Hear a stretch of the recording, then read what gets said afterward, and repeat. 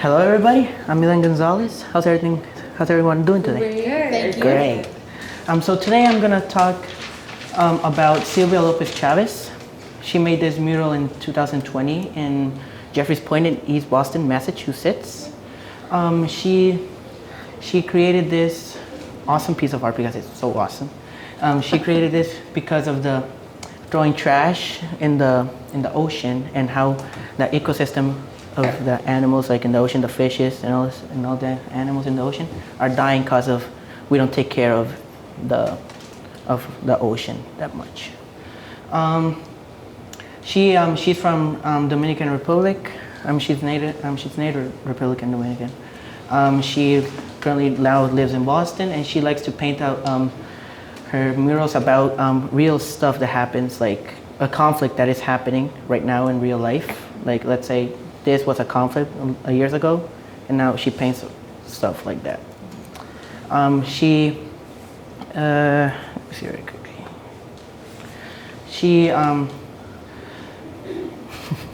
Very nervous. You're doing great. You're doing a great job. She added a lot of color to the painting, but there's a lot of colors that attract you, like the blue from the ocean and the yellow and orange from here. And she likes a lot to add very brilliant colors, a lot of important lines in there in front, like here in the ocean plants that they're right there. A lot of spaces between the fish and the ocean and all the stuff around it. There's a lot of space between, like the how do you call them again? The sea. Seagulls? Yeah, the seagulls in between her. There's a lot of space that makes it very cool. And this should be in the collection because of the connection it has, and it has a big message. And the connection it has for me and for a lot of Latin American people is that a person from Latin America made it. Like she's from Republic of Dominican. Like we can call it a sister for us in Latin America. She's like a sister to us, and that's very nice. And the message that it has is that we have to take care of the Mother Nature, and especially the ocean. That is a big part of it, and that's why it should be in the collection so people can see the big message that is right there. And thank you. Great job. Thank you. I appreciate your passion with which you're speaking about this. It Thank comes you. across, and Yes. it's really important, and we appreciate that. I feel a big connection with it because I'm from Latin America. My parents are born in Latin America, and I have my ancestors are from there, so it's a big connection with her. Yes. Thank you for sharing that with You're us. welcome. Any other question? Where is this mural? In East Boston and Jeffries Point. Yeah.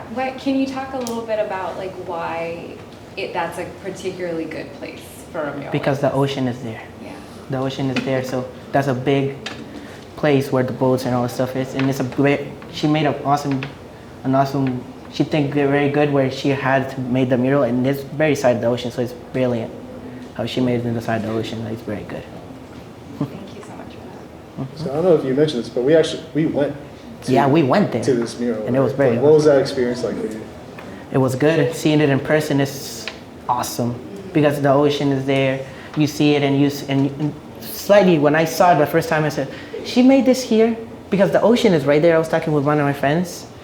She made it, and it's a big, like she made it very good, very at the side of the ocean, so everybody can see that connection that it has with the ocean. I'm also noticing the fish on the top, so Yeah. you would have that connection to Yeah. your Yeah, with the fishes here and there. Yeah. Well, and hearing you speak about being there in person to see it is also a really important point to what we're talking about here, because there's something about being in the museum or at a mural different from looking at it on your computer.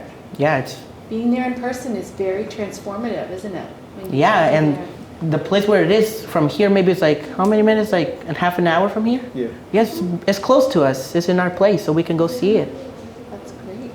Yes. We find our wherever we can, we find it, and we Yeah. try to be close to it. Yep. Mhm. Good for you. I told my dad and my mom, I want to take you to see that mural. It's a very nice mural. Especially if it's the ocean, we can go walk there to see the ocean, the boats, and we can see the mural that I was working on. Yeah. It's amazing. Yes. Good for you. Thank you. Thanks, Eliana. Thank you very much. Okay. Hi, my name is Kayla Bailey. I'm a freshman at Waltham High, and the piece I'm pitching for is the Nazca Lines. Nice and loud, okay. The Nazca Lines were made into the soil of the Nazca Desert in southern Peru as symbols. And they drew about 70 plants and animals. Examples include spiders, hummingbirds, cacti, monkeys, whales, llamas, ducks, flowers, trees, lizards, and dogs. However, there is another image that they've discovered that they don't know what it is, but they have nicknamed it as the astronaut, as there's a blob around its head. The Nazca Lines were made by the Nazca people. The Nazca people were religious and worshipped gods associated with nature. They flourished from 1 to 780. The Nazca people drew these symbols like animals as a ritual to the gods as an effort for rain as they were in the droughted desert.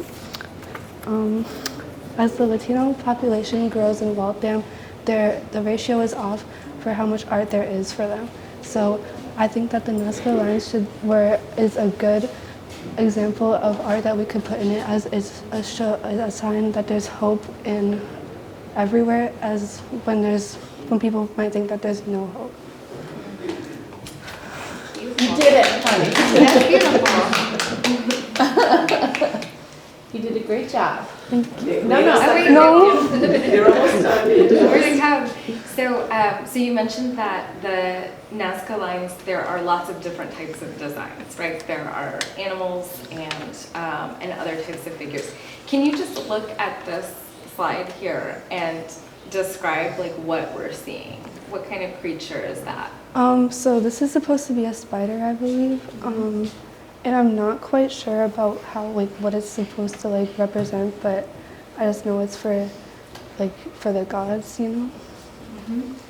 So, Kayla, do you know about how big that is? That's the size of that? No. But you can't see it from the eye, right? Like if you're on the ground, you can't see it. You have to be up in the air. Yeah, from a bird's eye view. Yeah. Yep. So do you think one person made it? No, a bunch of people. Yeah. It's a collective effort. 1 to 700 AD, huh? Sometimes when lots of people come together to make a sculpture like that, it's called an earthwork. So which is funny because that's a very contemporary art term. That's something that our historians kind of came up with in the 1960s and 70s. But what is so exciting about something like this is that we can see that earthworks were always happening, specifically outside of white cultures, as you're saying, specifically within Latin American cultures. So that's a very exciting object to choose. One thing to think about as we're talking, that it's made by a group of people, and you're tying it back to your community of Waltham. So really thinking about the community that came together to make the work of art, and then you're building in your community in Waltham. So really making sure to make that connection as we're talking about. Can you relate to that, Kayla? What you doing in class next week? We're gonna paint a mural on the wall. That's the whole class together as a school. Yeah. The whole The, night. everyone that's coming up, this they're This going class to is all contribute. working on one work Oh, together. wow. It's going to go. Yeah, so you're going to Perfect. have that experience yourself. Great. Cool. It's awesome, Kayla. Thank you. Thank you. Thank you, good job, Kayla. All right, so hi, my name is Sunil Peters, and I go to Waltham High School. I take the class Latin American Art, and I'm a sophomore. And my piece is The Mona Lisa by Fernando Botero. And what is the art? It's it's very chubby, and it's a variant of Mona Lisa, and it has longer, thicker hair, and the face is smaller, and the arm sizes with a larger torso but a smaller arm length. And who made it? Fernando Botero. He was born in April 19th, 1932, and he was born in Medellin, Colombia. He had two parents. He was a sibling of 3, but he was the second. And his father, David Botero, he was a salesman who traveled on horseback, but he died of a heart attack when Botero was 4. His uncle played a huge role in his life, and he was influenced by the Barquet style of Colombia and the Colombian churches, and he started publishing illustrations by the age of 16 in the Sunday supplement of El Colombiano, which was the most popular magazine at the time. And why was it made? It was deeply rooted in satire, and it was like a comment on the figure's egos and the feeling of self-importance, and it was also used to represent like political criticism or humor depending on the piece. And why should we care? For 3 reasons. 1, the body positivity, how the piece is accepted in the art world despite the chubby proportions. Number 2, the realistic proportions, her shorter arm length and wingspan because of her huge torso and her chubby face, similar to body positivity. And 3, it's the artist's focal point and the artist living throughout important events such as war, economy, etc. And a change of beauty standards with more organic shapes.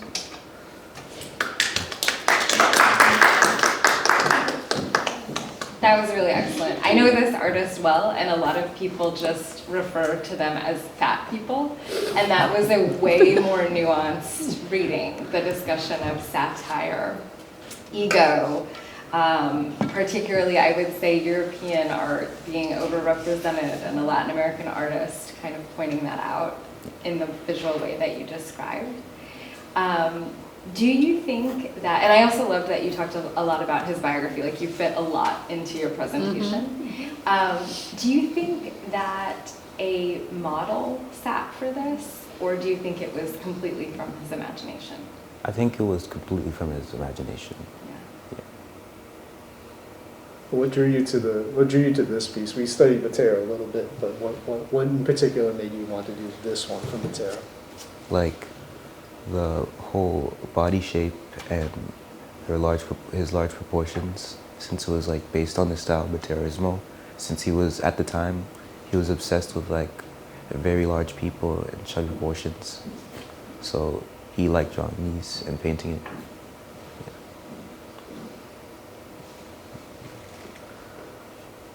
I'd just love to hear more from you about what this was like for you to go through this class and this process of picking out artwork. What was fun about it for you? I mean, like expressing my creativity and my imagination, like just letting things out, and I'll be able to like paint it on paper, or like drawing it, like illustrating out my ideas, because I'd be going through trial and error, and then eventually I just get to like the final point where I think this is good, but like it might not be accepted by people, my higher ups or whatever, but I could still keep trying. That's great. Thank you for sharing that. It's really wonderful to hear. Great job. Awesome. Okay, Samina. Thank you so much. Thank you.